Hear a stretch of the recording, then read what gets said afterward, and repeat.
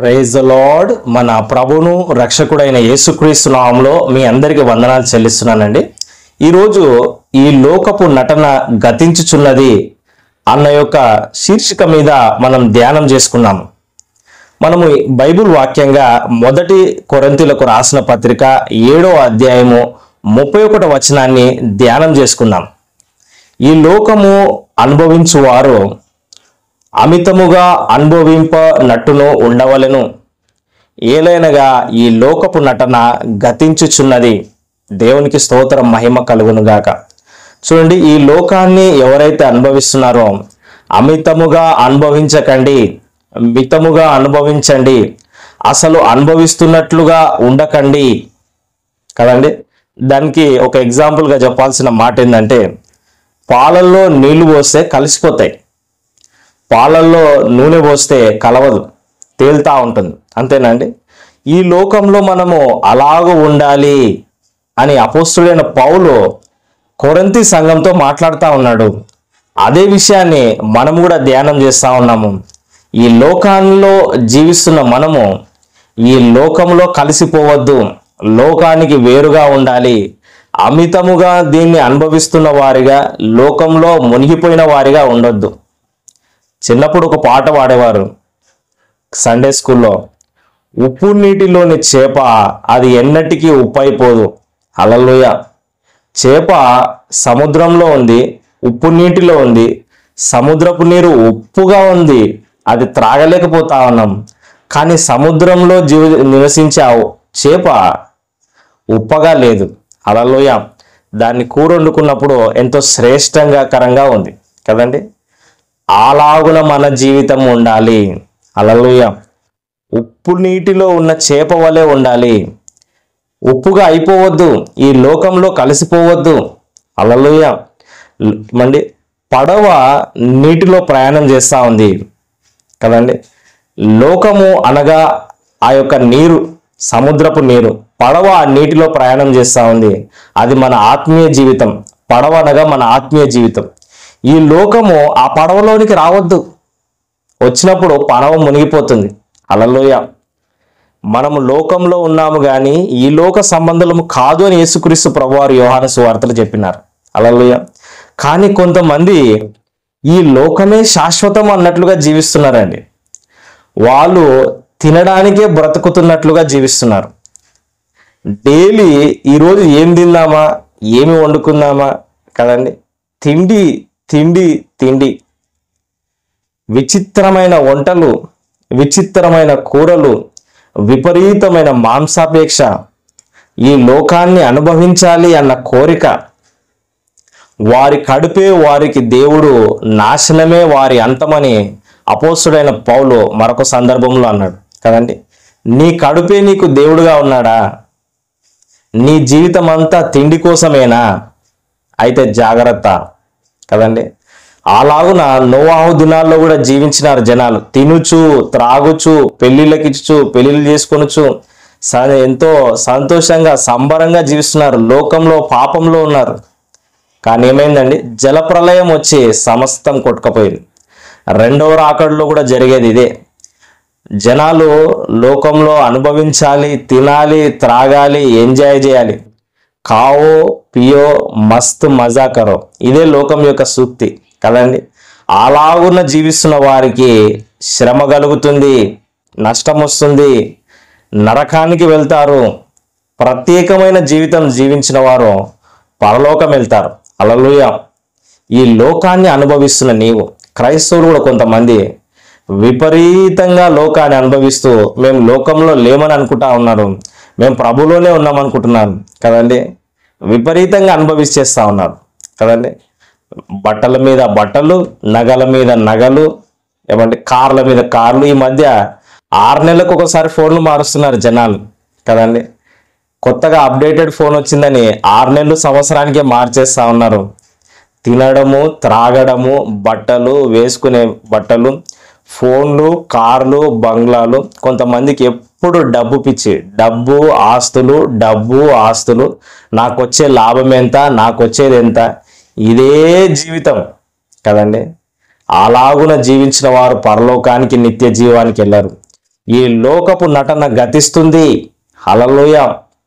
నీవు విశ్వాసిగా, దేవుని యందు విశ్వాసం ఉంచిన వ్యక్తిగా ఉండాలి. లోకానికి పాపానికి దూరంగా ఉండాలి. యోసేపు వలె పాపం నుంచి దూరంగా పారిపోవాలి. హల్లెలూయా. లోతు ఏం కోరుకున్నాడండి? సొదొమ గొమొర పట్టణాన్ని కోరుకున్నాడు. అక్కడంతా పాపం ఉంది, లోకం ఉంది, విచ్చలవిడైన లైంగిక పాపాలున్నాయి, త్రాగుడు, తినుడు, ఇదే జీవితం. ఆఖరికి ఏమైంది? లోతు అతని కుటుంబాన్ని కోల్పోయినాడు. ఏమండి? అతనిలో నుంచి, అతని బిడ్డల్లో నుంచి వచ్చిన సంతానమే మోయాబీలు కదండి, అమ్మోనీయులు, విగ్రహారాధికులు, విశ్వాస జనాంగానికి వ్యతిరేకమైన జనం, ఇజ్రాయేలు ప్రజలకు శత్రులైన దేశాలుగా వాళ్ళు మిగిలిపోయినారు.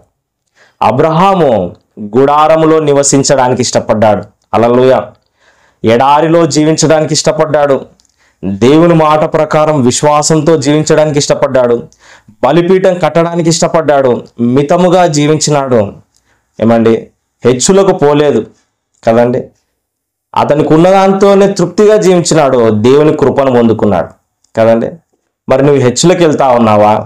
తిండి కోసమే జీవిస్తున్నావా? డబ్బే నీ జీవితమా? నీ జీవితం యొక్క గురే ఆస్తుల? నీ జీవిత గమ్యం ఈ లోకమేనా? దీన్ని ఎలా అనుభవించాలి? 24 గంటల్లో 10 నిమిషాలు ప్రార్థన చేయని వాళ్ళు చాలా మంది ఉన్నారండి. 10 నిమిషాలు కూడా చేయరు వాళ్ళు.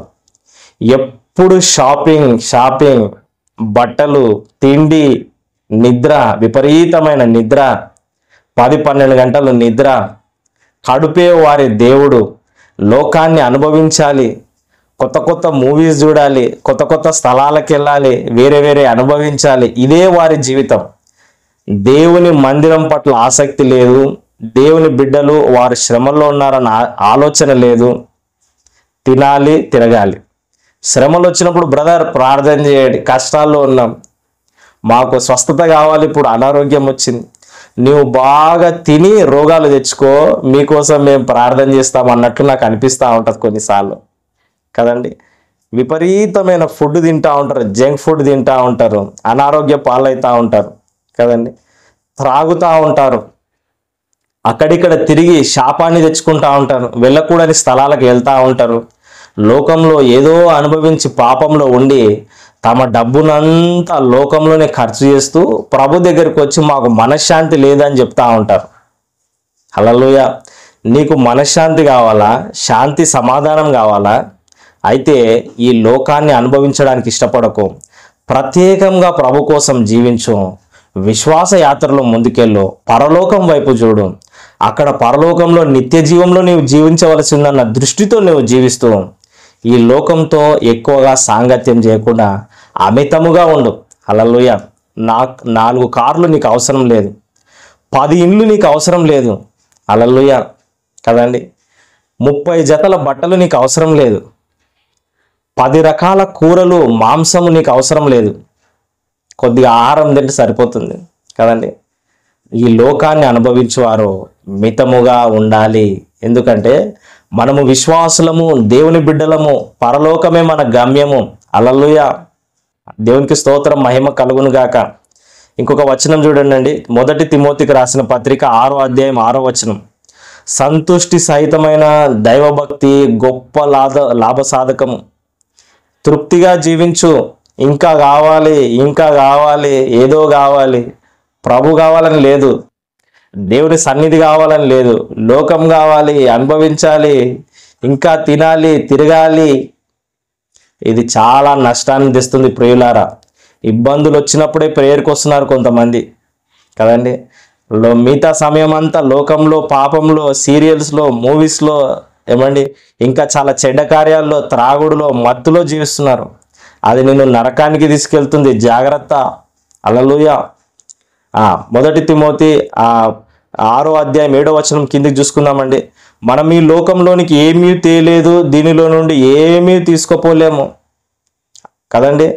కాగా అన్నవస్త్రములు గలవారండి, వాటితో తృప్తి పొంది ఉందము. హల్లెలూయా. దేవుని నమ్ముకున్నానండి, ఏమీ లేదండి, ప్రభు ఏమీ లేదండి, నాకు కారు ఇయ్యలేదండి, బిల్డింగ్ ఇయ్యలేదండి, నాకు అది చేయలేదండి అని భ్రష్టులుగా జీవిస్తున్న వాళ్ళు చాలా మంది ఉన్నారు. దేవుని విడిచిపెట్టిన వాళ్ళు ఉన్నారు. సిగ్గుపడాలి.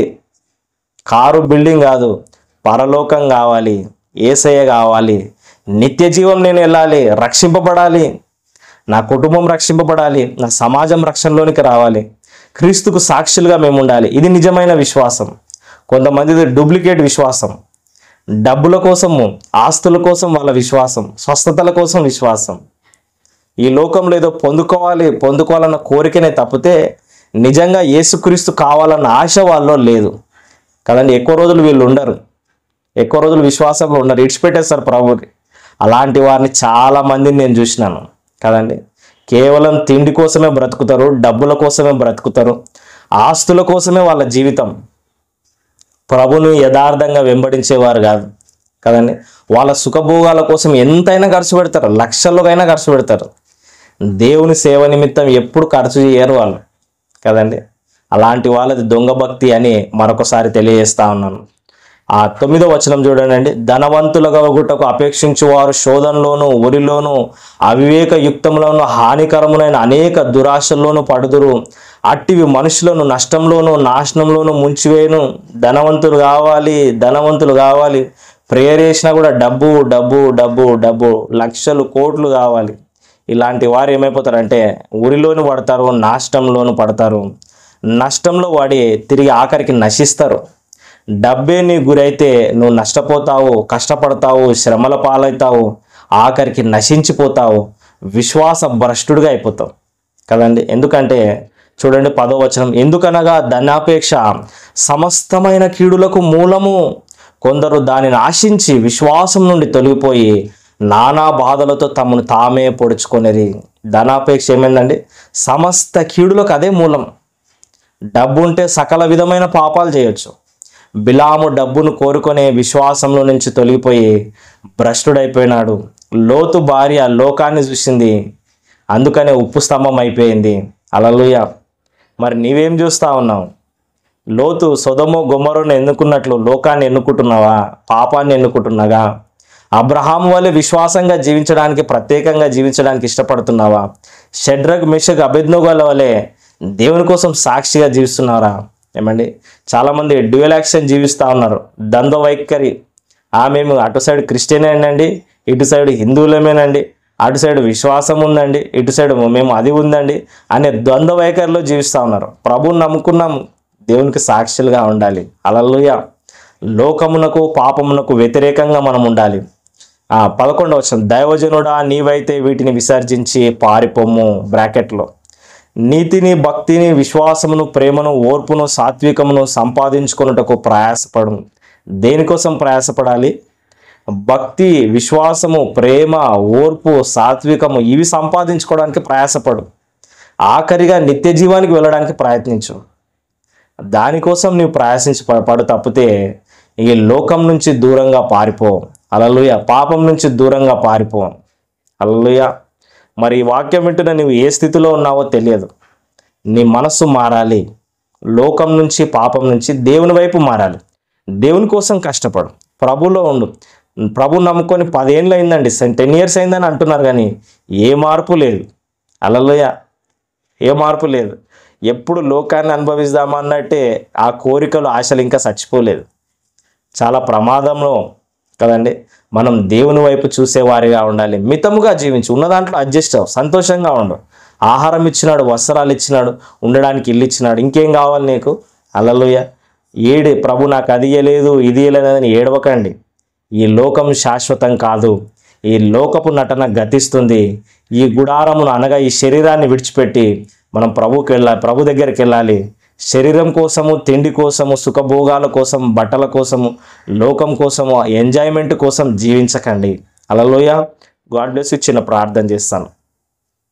పరిశుద్ధుడైన దేవా, ప్రేమగల తండ్రి, వాక్యం విన్న వారందరినీ దర్శించండి. ఈ లోకం నుంచి ప్రత్యేకంగా జీవించి నీకు సాక్షులుగా ఉండే కృపనివ్వమని, నిత్య జీవము చేరుకునే కృపనివ్వమని మా ప్రభును రక్షకుడైన యేసుక్రీస్తు నామములో ప్రార్థిస్తున్నాను తండ్రి. ఆమెన్. God bless you. నేను ఎలీషా అబ్రహాం. ఈ వీడియోని లైక్ చేయండి, షేర్ చేయండి, సబ్స్క్రైబ్ చేసుకోండి. మీ ప్రార్థన అవసరతలకు నాకు కాల్ చేయండి. దేవుడు ప్రేరేపించిన యెడల మాకు మీరు ఫోన్పే, గూగుల్ పే ద్వారా పరిచర్యకు మీరు సపోర్ట్ కూడా చేయవచ్చు. మా ఫోన్ నంబర్ 8801822777. మరోసారి 8801822777. God bless you. దేవుడు మిమ్మల్ని దీవించును గాక. ఆమెన్.